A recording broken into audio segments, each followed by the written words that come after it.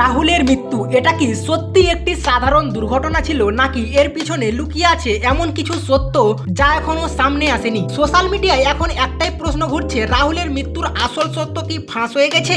আজকের এই ভিডিওতে আমরা জানবো এই সব তথ্য যেগুলি আপনাকে অবাক করে দেবে। ঘটনাটি ঘটে সমুদ্রের ধারে শুটিং চলাকালীন সময়ে। প্রথম রিপোর্টে বলা হয় রাহুল নিজের ভারসাম্য হারিয়ে জলে পড়ে যান। সবাই এটাকে একটি দুর্ঘটনা হিসেবেই ধরে নিয়েছিল, কিন্তু সময়ের সাথে সাথে উঠে আসতে থাকে নতুন প্রশ্ন।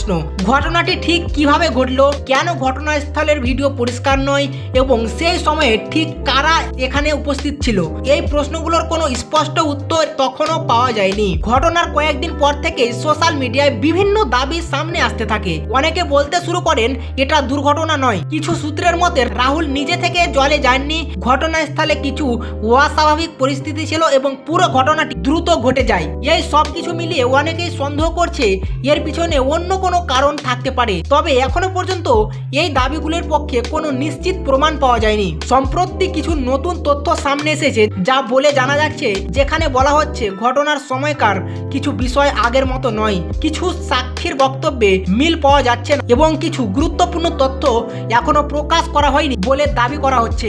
এই কারণে অনেকেই বলছেন আসল সত্য এখনো পুরোপুরি সামনে আসেনি, তবে এই সব তথ্য এখনো যাচাই করা হচ্ছে, তাই নিশ্চিতভাবে কিছু বলা সম্ভব নয়। এই ঘটনার পর রাহুলের পরিবার ভেঙে পড়েছে বলে জানা যাচ্ছে, বিশেষ করে তার স্ত্রী ও সন্তান মানসিকভাবে কষ্টে আছেন, এমনটাই বিভিন্ন সূত্রে জানা যাচ্ছে। তবে তাদের পক্ষ থেকে এখনো পর্যন্ত কোনো অফিসিয়াল বক্তব্য সামনে আসে। এই পরিবারের জন্য এই ধরনের ঘটনা সত্যি কঠিন। তাহলে আসল সত্য কি?